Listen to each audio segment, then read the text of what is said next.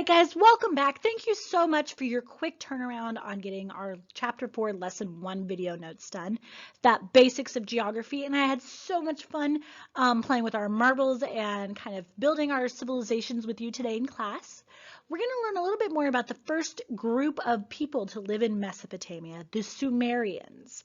And the Sumerians made important advances in achievements such as farming, advanced agriculture, writing, that really set up success for future civilizations. So when we talk about the people of Sumer, they're called Sumerians. They built the first cities in Southwest Asia. Now, their cities were surrounded by mudflats and patches of scorching desert, okay? So we know just from our map that it's very dry with very small patches of fertile land. So we can see it's just desert everywhere. We got mountains on one side, desert on the other. And so the cities are separated. It's very difficult to travel by land in this area or communicate with other groups thousands of years ago. And so they were mostly cut off from their neighbors.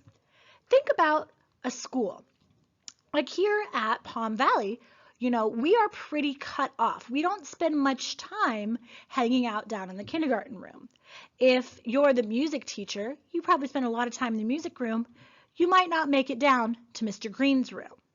So we kind of develop our own ways of doing things when that happens. You have specific classroom rules. You have specific ways of, entering and exiting, and just different expectations. The same thing was true in these ancient cities.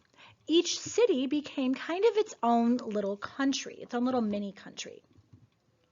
So cities were very independent, and they gained political and economic control of the lands around them. So what you have is kind of like a bullseye. You have the city right here in the middle, and then all of the land around it is connected to that city. So wherever, even if you were a farmer, wherever the closest city was, that's kind of where you identified with, where you would go and be close to, and kind of who would make the laws for you, where you would trade, all that sort of thing. So we're going to look at one major city-state in Ur. And we call them city-states because a state means a unique kind of group or a unique entity, a unique being or country. So we're going to look at the Sumerian city-state of Ur. Now, that's our first one that we really know that became very large. So this is the same picture you have in your video notes. We can see we've got a river that kind of cuts through. We could build irrigation and canals to all these fields out here. Those irrigation systems help us bring water to the fields. We have a town center, and then we've got all the crops all around it. Now, these cities, their population in ancient Mesopotamia ranged from about 5,000 to 20,000. So this isn't a huge city, but it's a lot bigger than those groups of 20 to 30 that we were traveling with during the Neolithic.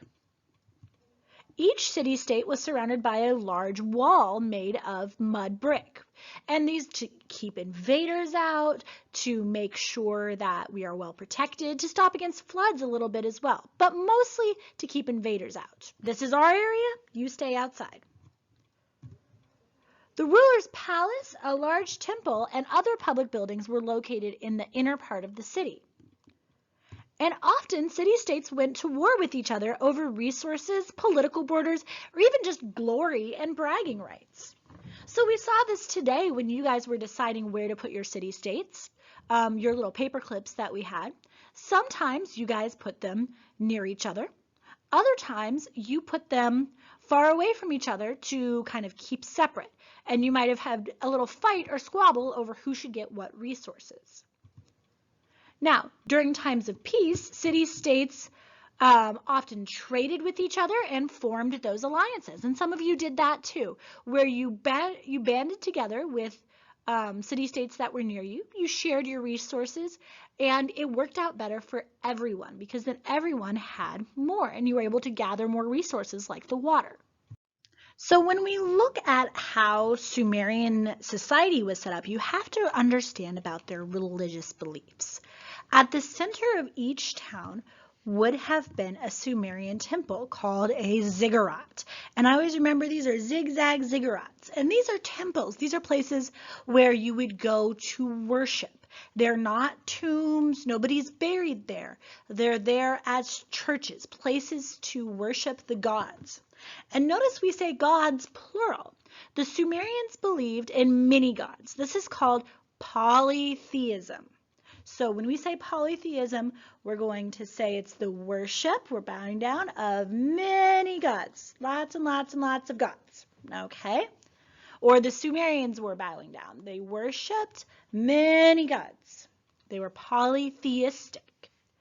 Now, some of these gods were depending on nature. Some of them were more about characteristics people might want.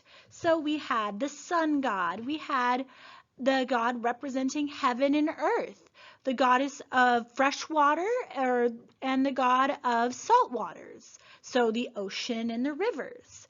We had gods of water, wisdom, writing, the sun, the sky, the moon, all sorts of different gods that represented both natural characteristics and human characteristics. But each city-state, even though they would believe in all of those gods, might have one god that they worshipped more than the others as kind of a special protector. So a city-state near the ocean might worship one of the ocean gods. One that's on the river might worship the river god. Sumerians believed that some of these gods had power over nature. So if they wanted a good crop, they would pray to the gods to bring it. They also believed that if they had a bad crop one year, maybe they had displeased the gods somehow. So it was important to communicate with the gods and make them happy. Because remember, the Sumerians were all based on farming. Without farming, you couldn't have blacksmiths and city builders and bakers and all of that. So if we had a couple years of bad crops, everyone could starve to death. If the rivers flooded and destroyed villages, then, well, we can't grow crops. So the weather was a very big part of the ancient Sumerians' life. And so making sure that they kept their gods happy was very, very important to them. The top of the ziggurat was the home of the gods, and only the priests were allowed in. Not the kings, not a common person, only the priests. And so the priests held a very special place because they communicated with the gods. Okay, so they were considered to be even more important than kings. They were at the very top. And for the Sumerians, they had a very strict organization of how power was divided. So we're going to look at that in our next slide. So let's talk about the social groups here. We know that society is made up of lots of different people. You've got your kings and your priests and your slaves and your farmers and everyone else. And everyone has a really important job, but not everybody was treated equally in ancient society. The gods were at the very, very top of the Sumerian social structure. They were believed to control everything, so they're floating above. Okay, but they're not part of our social structure because they are above it. They're not human. Those priests, though, were at the very top.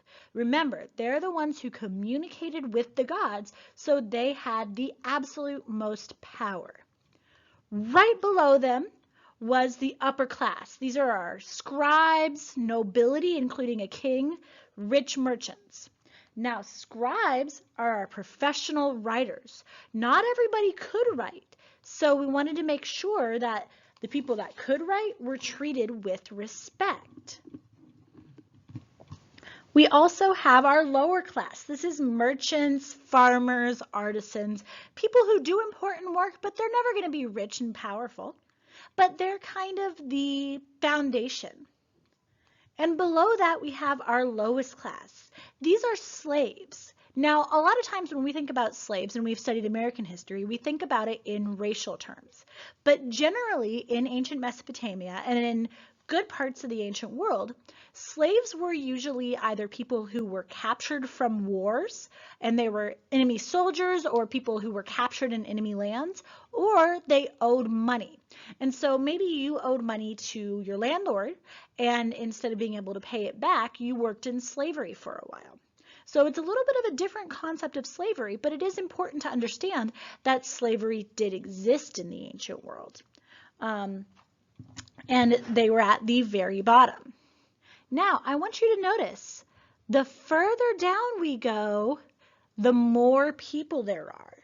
So there's more people in these than there are in this group, okay?